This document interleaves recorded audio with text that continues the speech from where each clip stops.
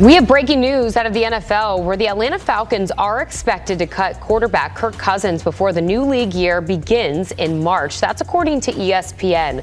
Cousins has 2 seasons remaining on a 4-year, $180 million contract signed back in 2024. He lost his starting job to Michael Penix Jr. late in the 2024 season, made 8 starts in 2025 as an injury replacement. The Falcons have really rebooted their front office since the end of the season. Matt Ryan taking over as team president, while Ian Cunningham took over as the team's new general manager.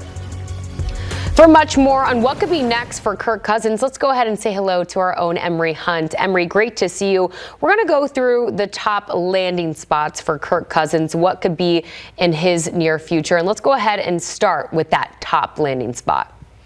How about the Pittsburgh Steelers, Jordan? If Aaron Rodgers doesn't return to Pittsburgh and they kind of want to get a veteran in there, here's a ready, able-bodied veteran to step in and play at least a season if you're going to take on part of that contract while you develop either a guy that you draft or a guy that you drafted last year in Will Howard. So I feel like that would be the best, most optimal spot. The second spot is probably looking at Minnesota. And if we're talking about Minnesota, it's a great way to go back to where you were once, held in high esteem. You could school and teach and groom and help out J.J. McCarthy. You could step in if need be if he goes down. He has been banged up in his career. So when you start with Pittsburgh and you look at Minnesota, I think those are the only 2 options, because option number 3, and this is probably the most honest option, Jordan, he's 38 years old. It's going to be retirement. He's going to have to sit down and probably go into a lucrative broadcasting career because he was good at it with us here on CBS Sports, obviously. But I look at Pittsburgh and I look at Minnesota as the only 2 realistic options for Kirk Cousins. Okay, so you dove in a lot to the Steelers there, which does, when you put it like that, make some sense. Let's dive a little bit deeper into the Minnesota option and really being now a veteran presence for J.J. McCarthy and company. Talk about why that actually could be a really good landing spot for Kirk.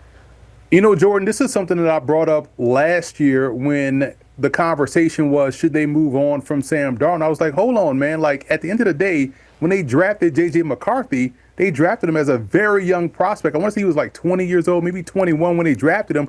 So there was no rush to throw him out there because he's so young. He's still on that rookie contract, and Sam Darnold had played really well. So if you still utilizing the age thing that goes on, and we're talking about now a Super Bowl that has a Sam Darnold in it, who had been on, 4 teams before he got to the point where he's now able to do what he has done the last 2 seasons in Minnesota and also in Seattle. It's about, hey, some of these quarterbacks may need time to develop, to groom and grow within the system.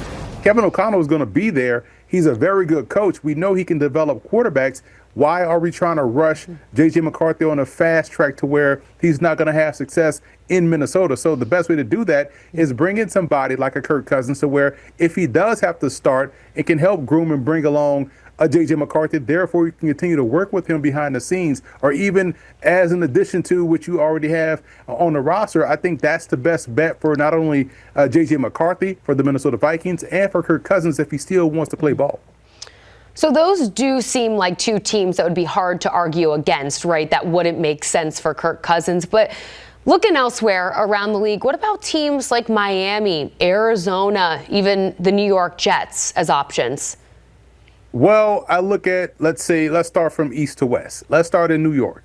And let's think about what they have already on the roster. Guys that are athletic, guys that are mobile. The offensive line is in place. But do you want to go down that path again of an aging veteran? You saw what that looked like with Aaron Rodgers. I think you move away from that if you're New York. If you look at Miami, travel down I-95, go down south to Miami. You look at what they have in Tua Tagovailoa. You saw what you already have on the roster in Quinn Ewers, and you still have Zach Wilson down there who's waiting for his Sam Darnold opportunity, and both of those guys are still cheap options that can help you win ball games. We saw Quinn Ewers play really well. Now let's travel down I-10 going out west to Arizona. What are you going to do with Kyler Murray? You have a new coach coming in. Kyler Murray is still young enough, athletic enough, and is Kirk Cousins at this juncture of his career better than Jacoby Brissett? who's younger, a little bit more athletic. So I feel like the options are slim pickings right now for Cousins, as I just walked you through the entire country going north to south to west, like Carmen Sandiego, giving you reasons why maybe it doesn't fit for him in those three options. Yeah, you definitely paid attention in school. That's for sure, Emery Hunt. I'm impressed with that. Okay, so we'll end here. You gave us your top two destinations. The third, really not a destination, but instead the potential of him calling it quits, hanging up the cleats. In your opinion, though, Emery Hunt, do you expect to see Kirk Cousins suited up in the NFL next season? I do not. I think Kirk Cousins will retire. He got a taste of that TV life. He did a great job. And we've seen over the last couple of years his personality. He is now a cool dude, a fun dude. He has personality. I think he'll be great on TV. And at his age, considering he already has that Achilles injury that he had to come back from, and he's already been banged up, I think it's now time for him to realize, hey, you know what? I'll go be pro in something else outside of sports.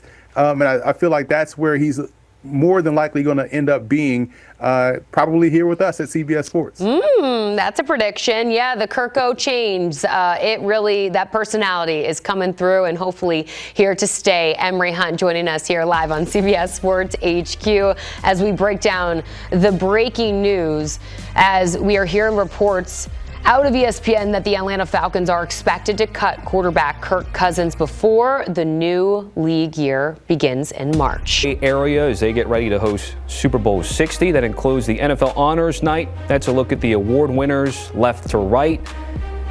And as we go right to left, boy, that MVP race was close. How close? Well, here are the statistics, but 24 against 23 at the end of the day. Closest MVP race in terms of first place votes since Peyton Manning and Steve McNair were co-MVPs in 2003. So we're bringing back Emery Hunt. If it's that close, he's going to be breaking it down in terms of who's better, Drake May or Sam Darnold, which both of them, by the way, combined for 33 regular season and postseason wins. That is the most ever between two quarterbacks entering the Super Bowl. So no pressure, Emery. Let's start with accuracy. Who has the edge between the two? I know folks will focus only on completion percentage, but that doesn't tell the whole story. I'm talking about tying both accuracy with placement, so therefore I will go with Sam Darnold. I just love how he's attacking the intermediate level of the field. A guy just catches and runs with the football that he's throwing. Not many have to wait and kind of catch it. Not saying that's Drake May, but when you look at Sam Darnold, he's a little bit more consistent in that area, especially in the playoffs. All right, so accuracy goes by the way of Sam Darnold. What about athleticism? Here's the thing. They both are super athletic. I think Darnold may have a better first step, but we're talking about who uses their athleticism better. Let's talk about Drake May and how he's able to get up out of Dodge and make teams pay for forgetting that he's an athlete. So he's able to make guys pay. That's how he's been able to stay afloat in these ball games when he's struggling athletically. Struggling throwing the football, and with turnovers, his athleticism is what helps him out. And because he can run and is runner, you got to give the edge to Drake May. We saw that in the bootleg against the Broncos to get them to Santa Clara. All right, so one for each so far. What about in pocket? Because he can tie his athleticism with how he's able to find those second chance opportunities and doesn't seem to be bothered by pressure, I'm going to go with Drake May once again. I just feel like he utilizes his entire skill set. We want Sam Darnold to remember he's an athlete. When he does do that, becomes even dangerous, but Drake May does that all the time. His athletic icon is always clicked to the on button, so therefore I give him the edge too within the pocket. What about ball security? Let's just focus on the playoffs, right?